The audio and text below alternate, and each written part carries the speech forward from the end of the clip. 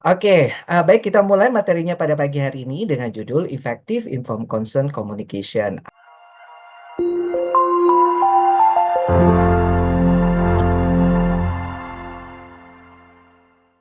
Oke, sekarang kita beralih ke lembaga akreditasi internasional, namanya Joint Commission International. Kenapa saya, referensinya dari Joint Commission International, karena ini merupakan gold standard ya, gold standard untuk layanan kesehatan yang global, kualitasnya yang, eee global ya, di global itu di dunia.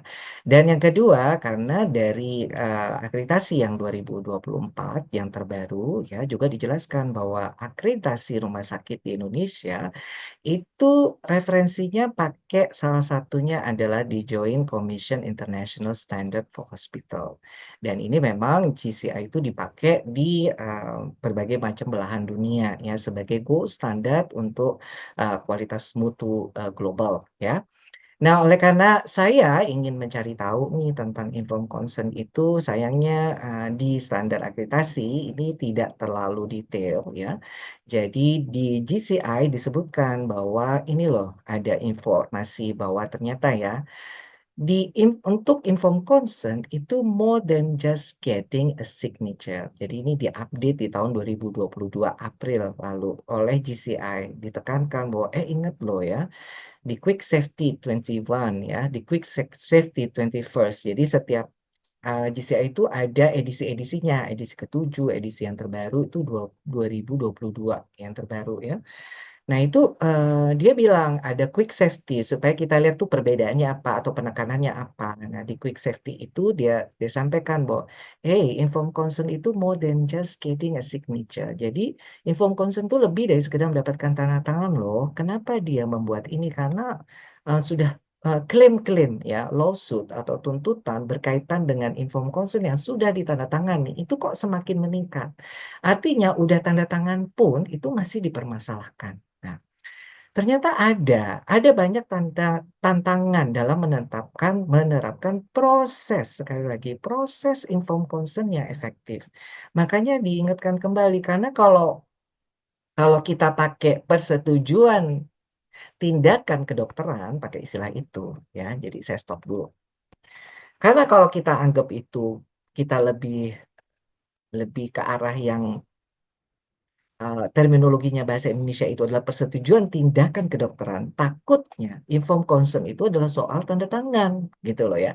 Begitu tanda tangan berarti udah tenang ada informed consent-nya ya. Padahal, sekali lagi padahal, kalau terminologi aslinya informed consent adalah sebuah proses. Makanya di, quick safety update oleh GCI diingatkan kembali, "Hey, informed consent, it's more than just getting the signature." Jadi lebih dari sekedar mendapatkan tanda tangan, ya. Kenapa? Karena yang sudah dapat tanda tangan itu masih saja diajukan lawsuit, tuntutan banyak, ya. Yang itu, ya merugikan untuk rumah sakit, mau kita menang atau kalah itu sangat-sangat merugikan, ya, dari sisi rumah sakit. Nah, jadi ingatkan kembali, itu adalah sebuah proses. Kalau kita dari persetujuan tindakan kedokteran, takutnya ya kita itu lebih cocok condong pokoknya sekedar dapat tanda tangan. Makanya saya ambil dari gizi aja, jadi di mana proses tuh pasien tuh sepenuhnya memahami perawatannya, prosedurnya yang mereka setujui untuk dijalani, ya. Bahkan setelah menandatangani, pasien tuh seringkali nggak paham resiko, manfaat, dan alternatif yang melibatkan perawatan atau prosedur pembedahan mereka. Yang semuanya penting bagi pasien untuk memberikan otorisasi yang sah. Artinya ya, kalau suatu saat misalnya udah tanda tangan, ternyata operasinya besok, mereka membatalkan, besok membatalkan boleh nggak? Ya boleh, karena itu adalah, bukan sekedar soal tanda tangan, ya. Jadi dia mengerti, memahami resiko, manfaat. Kalau tiba-tiba dia kemudian merasa nggak sreg sama dokternya, merasa nggak nyaman dengan dirinya dan kemudian dia membatalkan, tidak ada kewajiban buat pasien itu harus, eee, terpaksa menyetujui karena sudah tanda tangan, gitu ya. Jadi itu bukan sebuah perjanjian, ya. Jadi informed consent itu bukan perjanjian, tapi pernyataan yang boleh berubah ya dalam tanda kutip, ya tanda tangan itu boleh akhirnya tidak berlaku kalau dia kemudian menyatakan tidak setuju, ya.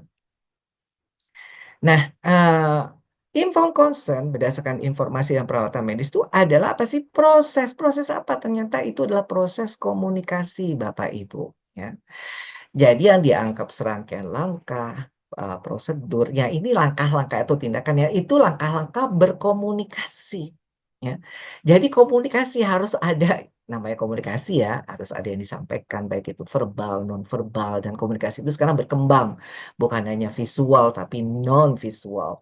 Nah, non visual itu seperti ini contohnya, eee, non visual itu kita ketemu langsung, tapi yang visual itu seperti Bapak Ibu melihat saya, ya. Dari cara visual juga bisa lewat video, lewat gambar, itu komunikasi visual. Kalau yang saya jelaskan itu tidak bisa dimengerti atau sulit dipahami. Kadang kita ya mendengarkan penjelasan kadang nggak ngerti, begitu ngelihat gambarnya, oh ngerti, ya. Dokternya ngomong susah dipahami, begitu dikasih flowchart-nya, oh mengerti. Nah itu komunikasi yang visual ya namanya ya. Nah jadi itu proses komunikasi Bapak Ibu ya, sekali lagi jadi yang dikatakan prosesnya tadi itu sebenarnya melulu soal komunikasi, ya. Sehingga menghasilkan otorisasi atau persetujuan pasien. Jadi pasien itu bilang, "Iya, oke, boleh, dokter boleh melakukan tindakan ini pada saya, perawat boleh lakukan tindakan ini pada saya." Ya. Setelah saya udah jelas, paham. Nah, selain proses komunikasi dengan pasien, dokter juga berkepentingan untuk memperoleh bukti. Nah, karena kita juga perlu bukti, ya, maka ada pendokumentasiannya. Jadi ini merupakan tanggung jawab hukum dan etika. Jadi kalau misalnya nih, kalau kita kira-kira ada prosedur yang kira-kira agak nyerempet-nyerempet ya, bahaya, takut ya. Contoh, apalagi kasus sexual harassment ini penting ya.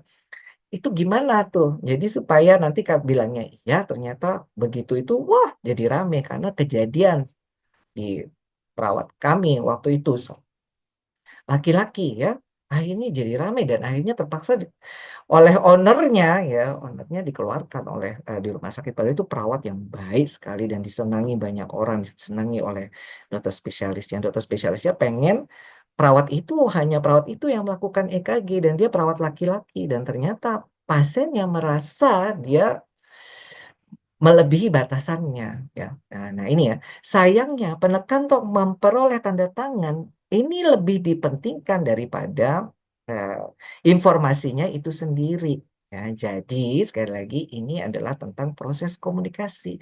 Tanda tangan itu hanya untuk dokumentasi secara tanggung jawab hukum kita sudah di apa namanya, legal melakukannya dan secara etika, ya bahwa kita ya memang sepatutnya permisi, ya. Nah ini menunjukkan bahwa tanda tangan itu berperan dalam pendokumentasiannya, tapi yang penting adalah proses komunikasinya, ya. Alright, Bapak Ibu sekalian. Nah sekarang proses memperoleh informed consent itu kenapa sih penting? Saya baru ngeh itu baru sadar ya. Karena proses informed consent itu aspek penting. Kenapa? Karena dia itu inti dari keselamatan pasien, ya. Kenapa kok inti dari keselamatan pasien?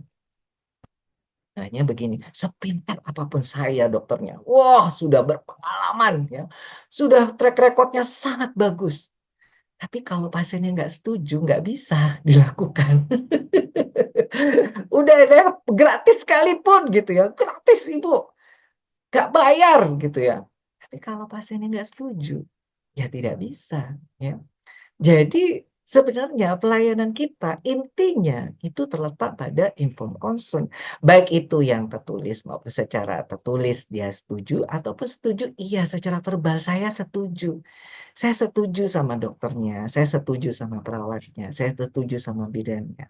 Nah ini sekedar diingatkan kembali ya, saya juga kadang aduh kalau ingat kesalahan saya, dosa saya besar banget banget sekali. Kadang tiba-tiba saya ya namanya lupa ya, kadang saya merasa saya punya power, kadang saya lupa untuk sekedar bilang, "Ibu permisi, Bapak permisi, saya periksa ya." Kadang untuk saya jelasin, saya lupa untuk bilang permisi, ya. Saya lupa untuk nyampaikan bahwa sekedar, dapat persetujuan itu saya lupa. Ya, makanya ya, ini sekali lagi, ternyata sepintar apapun saya ya, kalau misalnya ya, sepengalaman apapun, sebesar apapun kesuksesannya, kalau pasien tidak setuju, maka tidak bisa dilakukan maupun walaupun itu gratis, apalagi bayar. Bapak Ibu. Makanya inti dari patient center care, ya kan kita kan mau patient center care ya, perawatannya yang berfokus pada pasien dan keluarganya. Intinya ada di mana sih, Dok? Intinya ternyata ada di informed consent. Baik itu secara tertulis maupun secara verbal dia bilang, "Oke, dokter boleh melakukannya, oke, perawat boleh melakukannya," ya. Dan juga supaya kita itu minta izin tuh supaya saya tuh bilang bahwa, "Apa yang akan saya lakukan padamu itu karena saya punya kompetensi dan saya ini, berfokus pada dirimu bukan untuk kepentingan saya." Nah itu, ngeri ya. Ih, udah rasanya kalau ngomong gini saya tuh pengen nangis, nggak tahu kenapa kok bawaannya jadi melo terus sejak kasusnya. Nah sekarang, tadi, saya bilang, "Wah, bikin info konsen tuh bukan yang gampang, pasti ada hambatan-hambatannya ya." Jadi, ya pasti dong ada hambatannya, jadi nggak mungkin lancar begitu aja ya. Makanya namanya makanya di pelayanan kesehatan saya sebut pejuang pejuang kesehatan, kalian berjuang gitu ya, saya pun berjuang ya, semua berjuang ya, nggak ada yang mudah. Ternyata hambatannya itu ada, satu, karena kurang lengkap. Kita bicara informed consent yang tertulis sekarang ya, nanti jadi dokumen resmi yang untuk membela kita, melindungi kita, memprotek kita dan juga pasiennya, memprotek rumah sakitnya, itu ternyata harus lengkap. Nah, kurang lengkap. Jadi ternyata dari JCI itu paling nggak ada 4 hal ini, supaya nanti sesuai dengan kode etik, karena secara legal dan etik ya, terpenuhi, bukan semata-mata untuk kepentingan legal, tapi etik kita asal-asalan. Ya karena kita kan, ya itu profesional yang beretika ya. Nah yang kedua, kurang efektifnya, nanti saya kasih contoh ya, kurang efektifnya kenapa kok harus ini, paling nggak 4 ini, prosedur, resiko, keuntungan, dan alternatif lain. Yang kedua, kurang efektifnya komunikasi. Nah jadi makanya saya bilang, gimana caranya supaya efektif? Udah lengkap, tapi kan ini secara, lengkap ini maksudnya secara secara dokumen, ya dokumen itu kan nggak bergerak ya, penting adalah prosesnya ya. Prosesnya itu ya, proses komunikasinya itu terhambat, nggak efektif ya, baik antar petugas medis kesehatannya dan juga antar pasiennya, ya. Kayak contoh tadi ya, saya dokter umumnya, dia dokter ortopedinya, ternyata tindakannya nggak ada sayatan, saya sebagai dokter umum jelaskan saya nggak ngerti. Ya pokoknya operasi ini, makanya saya nggak ngerti, kalau saya tahu itu adalah suatu yang bakal timbul pertanyaan, ya kan, harusnya saya jelasin supaya nggak kaget dong ya, supaya nggak kaget, ya gitu ya. Karena kalau nggak kalau kaget dia komplain dan keberatan gitu ya, atau merasa kayak dipermainkan, ya ini kan ya wajar, orang akan bilang ya wajar, ya. Kemudian kurang mempertimbangkan health literacy. Nah ini sekali lagi health literacy pasien. Ya, ketika mengembangkan informed consent dan material lainnya. Jadi, apa sih health literasi itu seperti, buta huruf literasi itu kan buta huruf ya, melek huruf, ya literasi melek melek melek informasi ya. Kalau health literacy jadi melek informasi kesehatan dan Indonesia itu health literasinya itu rendah sekali Bapak Ibu. Jadi kalau misalnya ada yang bertanya, itu kita jangan emosi, ya. Jangan gampang emosi ya. Saya terus terang saya ini ya, komitmen untuk ngasih webinar ini free karena kok berani ngomong sampai 2 jam, 3 jam, bahkan kalau yang live itu bisa sampai 4 jam berdiri kuat ya. Karena saya mau bilang bahwa, ya memang dokter itu ternyata tugasnya mengajar. Saya baru tahu, saya merinding sampai. Kata dokter berasal dari kata docere. Jadi yang mendapat gelar doktor itu hanya orang-orang yang mau mengajar, memberi ilmu, memberi informasi. Jadi kalau dokter itu pelit informasi, tidak mau menjelaskan, ya. Mengajar itu mengedukasi, bukan menggurui. Menggurui itu kayak marah-marahin, salah kalau dia tanya, "Kau itu aja nggak ngerti." Itu menggurui, dalam tanda kutip nggak bagus ya. "Pertanyaan apa itu?" Gitu misalkan ya. Jadi ya karena mengedukasi, bahkan kita jadi sumber informasi, ya kita harus siap pertanyaan-pertanyaan yang mungkin sudah berulang kali ditanyakan. kemudian pertanyaan yang mungkin remeh-temeh, yang bahkan kita harus jawab, ya. Karena itu tadi, health literacy orang Indonesia itu rendah.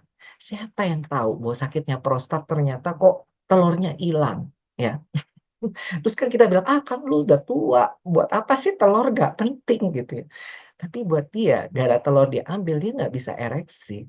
Buat laki-laki, ereksi itu udah duit nggak ada gunanya kalau nggak bisa ereksi, mau apa, ya. Tampang boleh jelek, tapi ereksi masih bagus. Kalau tampang bagus nggak bisa ereksi. Maaf ya, ini jadi ke mana-mana. Tapi itu kan itu kan haknya dia ya tadi. Mungkin karena health literacy yang kita anggap, ya udah itu memang resikonya, tapi kan kita nggak ngerti, ya. Bahkan kalau saya bilang ya bahwa, sebenarnya ya, baik buruknya generasi kita nanti suatu saat kita berharap Indonesia maju, itu dimulai dari keluarga, dari suami, istri, yang kadang mereka berobat itu ketemu dengan kita, yang kalau kita itu memberikan luka, bisa terluka loh satu keluarga dan bisa berpengaruh terhadap generasi berikut-berikutnya, kalau kita mau melihat itu dari gambaran lebih luas, ya. Jadi, bukan orang per orang. Nah, makanya saya juga kadang berusaha melihat dari sisi pasien itu kadang bukan hanya orangnya aja, keluarganya, siapa sih, dan bagaimana ini itunya. Jadi dengan begitu saya lebih bahkan bisa mengetahui apa yang nggak disampaikan oleh pasien dan keluarganya, kalau kita mau lebih bisa memberikan empati. Ya, memang itu perjalanan yang sangat panjang dan, perlu banyak pembelajaran termasuk saya sendiri. Dan terakhir, mempertimbangkan isu kultur. Pasien kita mengembangkan informed consent dan material lainnya. Jadi kultur budaya kita kurang pertimbangkan, kultur yang kadang informed consent itu nggak bisa kalau misalnya cuma disetujui oleh dia aja. Kadang bilang, "Dok, tunggu dok, ini saya tunggu satu orang lagi. Dok, tunggu dok, saya panggil dulu ini." Nah itu adalah kultur ya, bagian daripada kultur mereka. Kadang meskipun itu kadang ya itu tadi, misalnya contoh nih saya, dalam keadaan saya sakit. Orang sakit itu sakit bukan hanya sakit badan, kadang sakit mental, kadang di satu sisi harus kasih keputusan yang cepat. Udah sakit, mental saya sakit, saya harus suruh kasih keputusan yang cepat. Nggak mampu berpikir jernih. Nah, coba kalau kita bayangkan sama kita, makanya kadang, "Dok, tunggu dok, saya perlu gini, saya perlu ini," nah, kita juga perlu berbaik hati. "Ibu, saya mau jelaskan sesuatu yang penting. Apakah nanti, ada orang lain lagi yang, Ibu harap ingin mendengarkan?" "Oh ya, ada dok, sebentar dok, saya perlu ini, saya perlu ini, saya perlu ini." Nah nah, kadang kan kita nggak sabaran ya, kadang ada nggak sabarannya kita, ada yang harus mengulangi lagi dan sebagainya. Dan kadang, "Siapa nih yang tanda tangan informed consent harus yang bisa mengerti, nanti cuma dia nanti yang diajak komunikasi." Kadang sambil kita seperti itu, karena supaya nanti nggak ada pertanyaan-pertanyaan lagi. Ternyata yang tanda tangan itu, dalam tanda kutip, bukanlah cakap cakap hukum itu maksudnya nggak ada hubungannya, misalnya itu saudara jauh, ternyata yang lebih punya hak itu suaminya. Sementara yang Anda jelasin kepada siapa yang mungkin bukan ya, yang jauh ya. Ya padahal itu yang lebih punya hak misalkan, atau ini anak lebih lebih punya hak daripada misalnya tetangganya ya. Nah, ini kan juga kultur. Nah, tapi apakah pengadilan itu peduli kultur kita? Gitu kan, nggak tahu ya. Kalau pengacara itu mau cari-cari ya. Nah, makanya kita harus ya baik-baik nih, satu sisi secara dokumentasi, secara legal harus terpenuhi dan secara etika. Nah, ini yang menjadi catatan kenapa proses komunikasi ini menjadi penting.